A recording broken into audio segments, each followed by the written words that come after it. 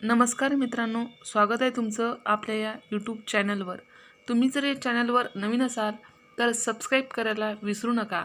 आज आपण बघणार आहोत वर्ग 11वा विषय समाजशास्त्र यामधील प्रकरण 8वे सामाजिक परिवर्तन। सामाजिक परिवर्तन या प्रकरणाचा संपूर्ण स्वाध्याय आज आपल्याला या व्हिडिओमध्ये अभ्यासायचा आहे। मध्ये पहिला प्रश्न आहे अ दिलेल्या पर्यायापैकी योग्य पर्याय निवडून विधाने पूर्ण करा।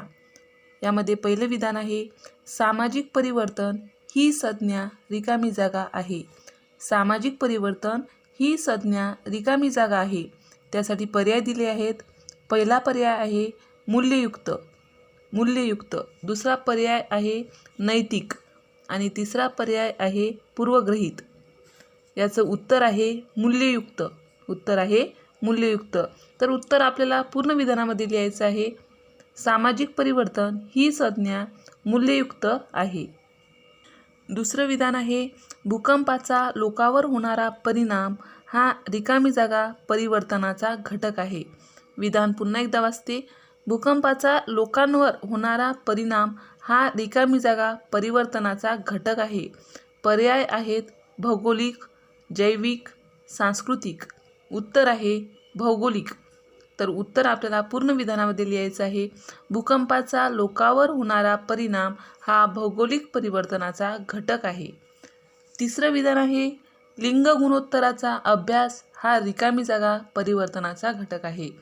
लिंग गुणोत्तराचा अभ्यास हा रिकामी जागा परिवर्तनाचा घटक आहे। पर्याय आहेत जैविक, तांत्रिक, नैसर्गिक। उत्तर आहे जैविक। तर मग लिंग गुणोत्तराचा अभ्यास हा जैविक परिवर्तनाचा घटक आहे। चौथं विधान आहे एखाद्या शहरातील झोपडपट्टी पुनर्वसन कार्यक्रम हे रिकामी जागा सामाजिक परिवर्तनाचे उदाहरण आहे। काय आहे विधान? एखाद्या शहरातील झोपडपट्टी पुनर्वसन कार्यक्रम हे रिकामी जागा सामाजिक परिवर्तनाचे उदाहरण आहे। पर्याय आहे नियोजित, अनियोजित, क्रांतिकारी। उत्तर आहे नियोजित। एखाद्या शहरातील झोपडपट्टी पुनर्वसन कार्यक्रम हे नियोजित सामाजिक परिवर्तनाचे उदाहरण आहे।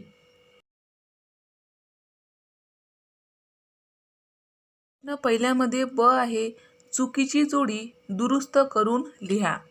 यामध्ये खाली अ गट आणि ब गट यामध्ये जोड्या लिहून दिल्या आहेत।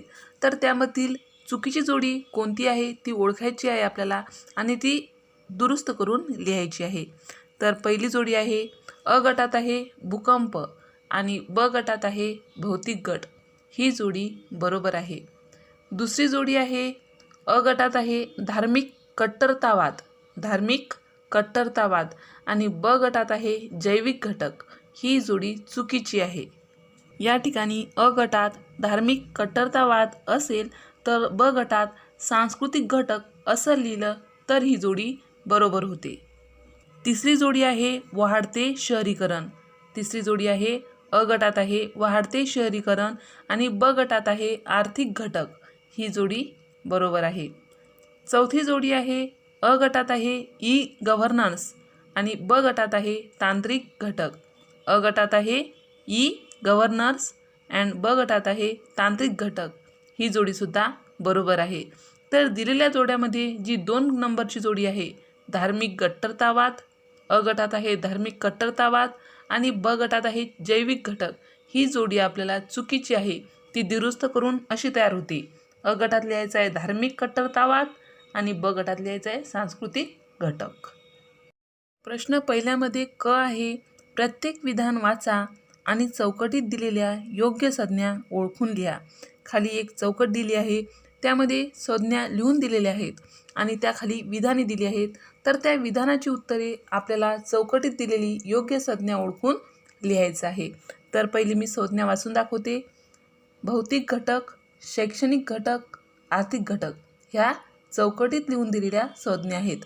यामध्ये पहिलं विधान आहे किनारपट्टीच्या प्रदेशामध्ये वाढणारी समुद्राच्या पाण्याची पातळी। काय आहे विधान? किनारपट्टीच्या प्रदेशामध्ये वाढणारी समुद्राच्या पाण्याची पातळी। तर याचं उत्तर आहे भौतिक घटक। उत्तर आहे भौतिक घटक याचं उत्तर आपल्याला वर दिलेल्या चौकटीतील संज्ञा योग्य संज्ञा ओळखून लिहायचं आहे. दुसरं विधान आहे लैंगिक शोषणाविषयीच्या समस्येविषयी जाणीव जागृती निर्माण करणे. लैंगिक शोषणाविषयीच्या समस्येविषयी जाणीव जागृती निर्माण करणे या विधानाचं उत्तर आहे शैक्षणिक घटक. या विधानाचं उत्तर आहे शैक्षणिक घटक. प्रश्न पहिल्यामध्ये ड आहे. अधोरेखित शब्दांच्या जागी योग्य शब्द लिहून विधान पूर्ण करा. खाली काही विधाने दिली आहेत, त्यामध्ये काही शब्द अधोरेखित केले आहेत, तर ते शब्द वगळून आपल्याला त्या ठिकाणी योग्य शब्द लिहायचे आहेत.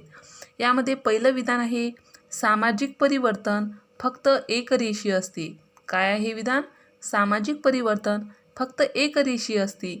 यामध्ये एकरेषीय हा शब्द अधोरेखित केला आहे, तर आपल्याला तो शब्द वगळून त्या ठिकाणी योग्य शब्द लिहायचा आहे. उत्तर आहे एकरेषीय व बहुरेषीय.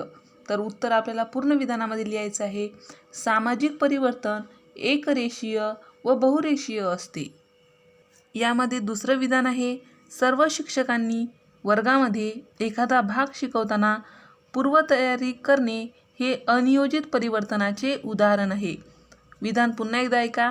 सर्व शिक्षकांनी वर्गामध्ये एखादा भाग शिकवताना पूर्वतयारी करणे हे अनियोजित परिवर्तनाचे उदाहरण आहे. तर या विधानामध्ये अनियोजित हा शब्द अधोरेखित केला आहे, तर आपल्याला तो शब्द वगळून त्या ठिकाणी योग्य शब्द वापरायचा आहे, लिहायचा आहे. तर उत्तरामध्ये आहे नियोजित. तर वाक्य कसं तयार होईल? सर्व शिक्षकांनी वर्गामध्ये एखादा भाग शिकवताना पूर्वतयारी करणे हे नियोजित परिवर्तनाचे उदाहरण आहे. प्रश्न दुसरा आहे फरक स्पष्ट करा. फरक स्पष्ट करामध्ये पहिला प्रश्न आहे नियोजित परिवर्तन आणि अनियोजित परिवर्तन. तर आपल्याला उत्तरामध्ये नियोजित परिवर्तन आणि अनियोजित परिवर्तन यामधील फरक स्पष्ट करायचा आहे. नियोजित परिवर्तनामध्ये पहिला मुद्दा आहे आधुनिक समाजासाठी नियोजित परिवर्तन आवश्यक आहे. आधुनिक समाजासाठी नियोजित परिवर्तन आवश्यक आहे. तर अनियोजित परिवर्तनामध्ये पहिला मुद्दा आहे प्राचीन आणि मध्ययुगीन समाजाला अनियोजित परिवर्तनाचे प्रतिकूल परिणाम सहन करावे लागले. नियोजित परिवर्तनामध्ये दुसरा मुद्दा आहे असे नियोजन करणारी शासकीय यंत्रणा असते. ती विकासाच्या समस्यांचा अभ्यास करते आणि शासकीय कृतीद्वारा परिवर्तन घडवून आणते. तर अनियोजित परिवर्तनामध्ये दुसरा मुद्दा आहे अनियोजित परिवर्तन ही नैसर्गिक अवकृपा असते. दुष्काळ, भूकंप, पूर इत्यादी नैसर्गिक आपत्ती विनाशकारी परिवर्तन घडवून आणते. नियोजित परिवर्तनामध्ये तिसरा मुद्दा आहे नियोजित परिवर्तन जाणीवपूर्वक आणि पूर्ण विचारांती घडवून आणले जाते. नियोजित परिवर्तन जाणीवपूर्वक आणि पूर्ण विचारांती घडवून आणले जाते. तर अनियोजित परिवर्तनामध्ये तिसरा मुद्दा आहे ज्या परिवर्तनासंबंधी कोणतेही नियोजन करण्यात आलेले नसते त्यास अनियोजित परिवर्तन असे म्हणतात. नियोजित परिवर्तनामध्ये चौथा मुद्दा आहे नियोजनाच्या प्रक्रियेद्वारा आर्थिक विकास, दारिद्र्य निर्मूलन, झोपडपट्ट्यांचे पुनर्वसन असे सामाजिक व आर्थिक परिवर्तनाचे उपक्रम हाती घेतले जातात. अनियोजित परिवर्तनामध्ये चौथा मुद्दा आहे नैसर्गिक आपत्तीतील पीडितांच्या पुनर्वसनासाठी शासनाला कार्यक्रम आखावे लागतात व त्यांची अंमलबजावणी करावी लागते. नैसर्गिक आपत्तीतील पीडितांच्या पुनर्वसनासाठी शासनाला कार्यक्रम आखावे लागतात व त्यांची अंमलबजावणी करावी लागते. अशा प्रकारे आपण नियोजित परिवर्तन आणि अनियोजित परिवर्तन यामध्ये फरक स्पष्ट केला आहे. फरक स्पष्ट करामध्ये दुसरा प्रश्न आहे अल्पकालीन आणि दीर्घकालीन परिवर्तन. अल्पकालीन परिवर्तन आणि दीर्घकालीन परिवर्तन यामध्ये आपल्याला फरक स्पष्ट करायचा आहे. तर अल्पकालीन परिवर्तनामध्ये पहिला मुद्दा आहे अल्पकालीन परिवर्तन वैयक्तिक जीवनात घडून येते. अल्पकालीन परिवर्तन हे वैयक्तिक जीवनात घडून येते.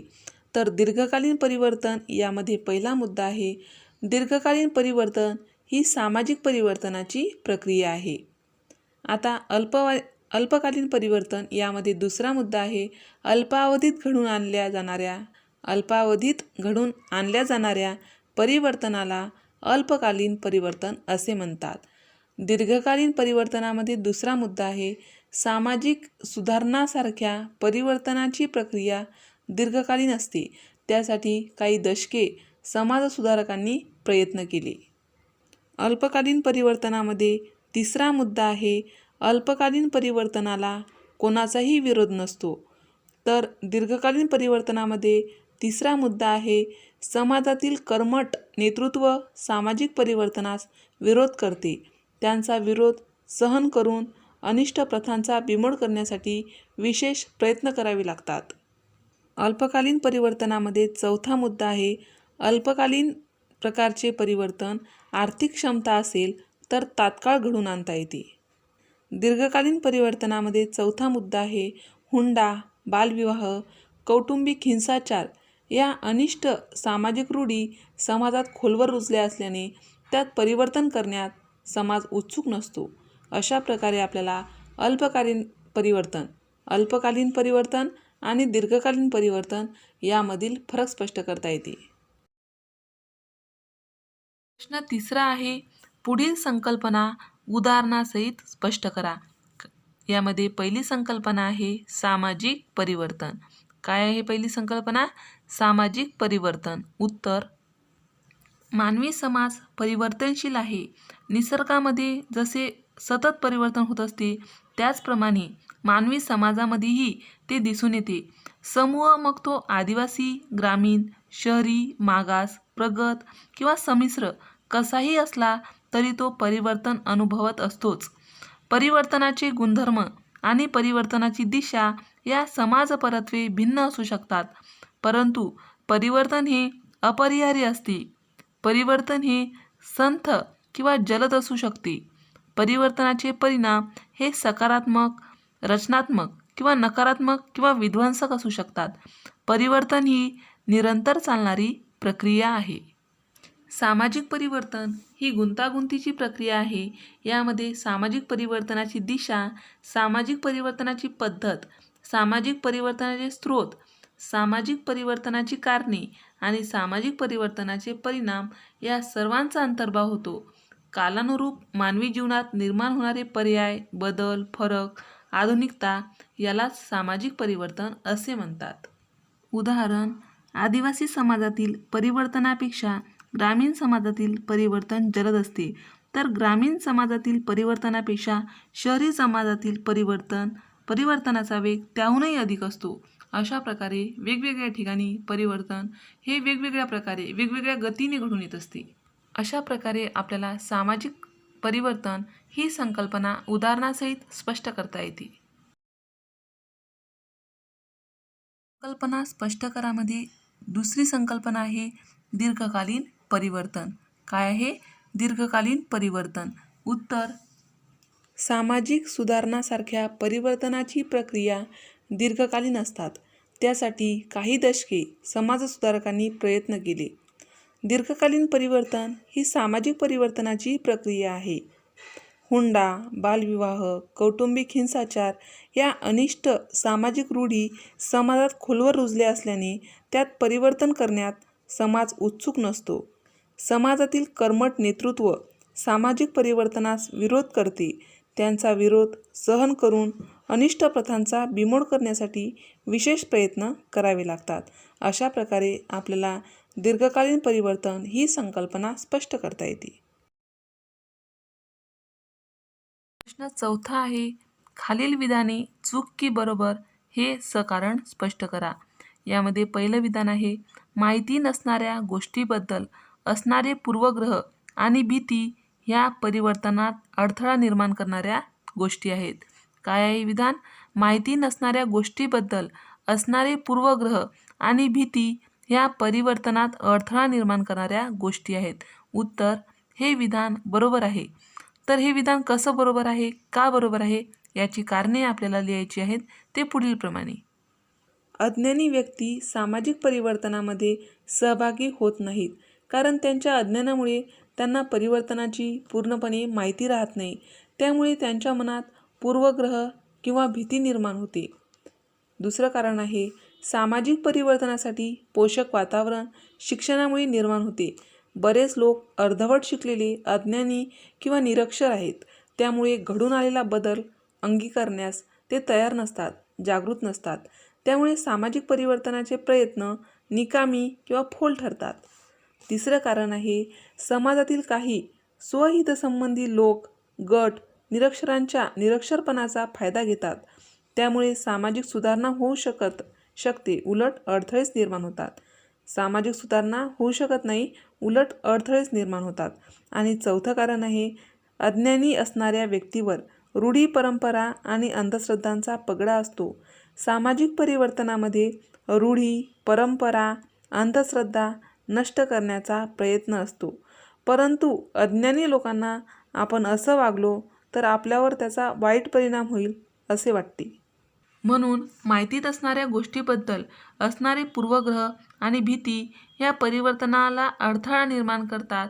हे विधान बरोबर आहे. तर आता दुसरं विधान आहे, सामाजिक परिवर्तनाचे अचूक अंदाज वर्तवता येतात. सामाजिक परिवर्तनाचे अचूक अंदाज वर्तवता येतात. याचं उत्तर आहे, हे विधान चूक आहे. तर हे विधान का चूक आहे? हे चूक असण्याची कारणे पुढीलप्रमाणे. पहिलं कारण आहे, काही समाजात वेगाने तर काही समाजात संथ गतीने परिवर्तन घडून येते, म्हणून सामाजिक परिवर्तनाचे अचूक अंदाज वर्तवता येत नाही. दुसरं कारण आहे, समाज परत्वे परिवर्तनाची गती वेगवेगळी असते. समाज परत्वे परिवर्तनाची गती वेगवेगळी असते. तिसरं कारण आहे, नैसर्गिक शास्त्रातील अचूक मापन पद्धती सामाजिक परिवर्तनाचा अचूक अंदाज वर्तवू शकत नाहीत. नैसर्गिक शास्त्रातील अचूक मापन पद्धती सामाजिक परिवर्तनाचा अचूक अंदाज वर्तवू शकत नाही. आणि चौथं कारण आहे, सामाजिक परिवर्तन हे राजकीय गट, धार्मिक गट किंवा इतर काही गट यामध्ये वेगवेगळ्या प्रकारचे असते.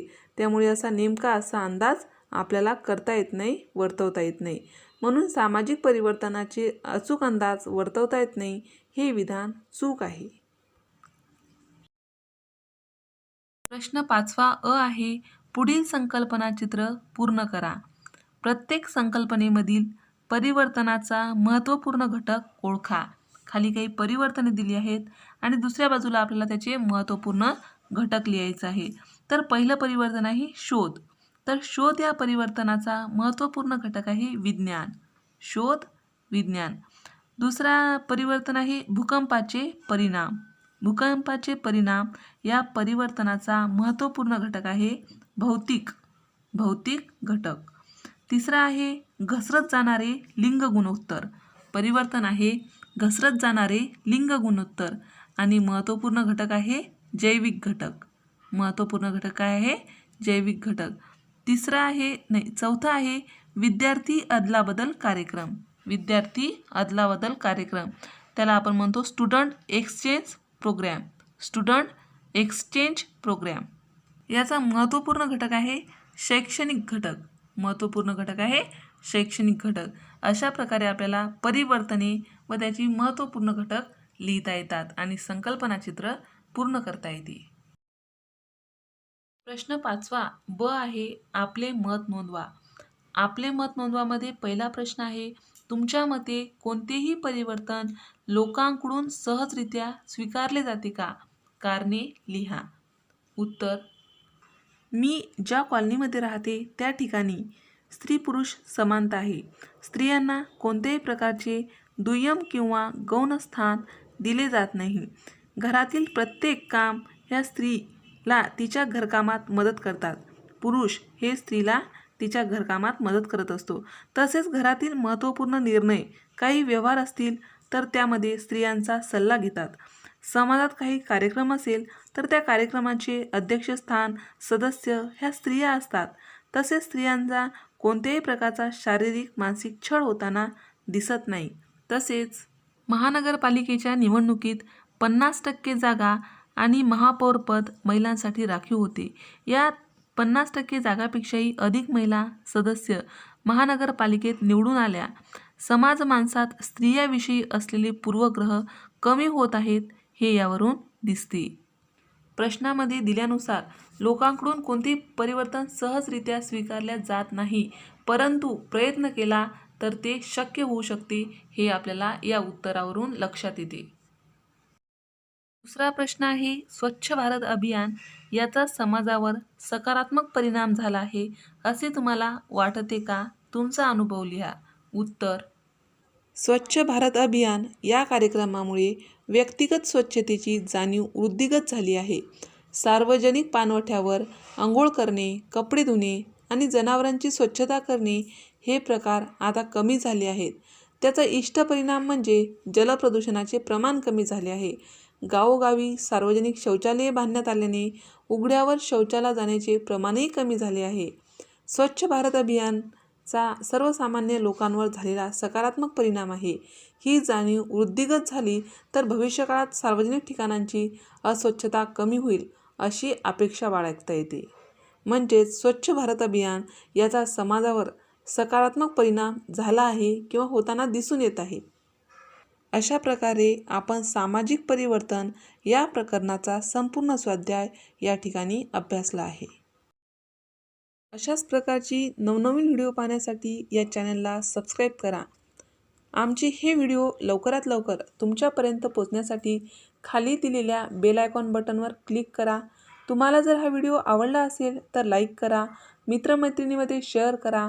काही समस्या असतील, काही अडचणी असतील तर कमेंट बॉक्समध्ये कमेंट करा. आमचा हा व्हिडिओ शेवटपर्यंत पाहिल्याबद्दल धन्यवाद.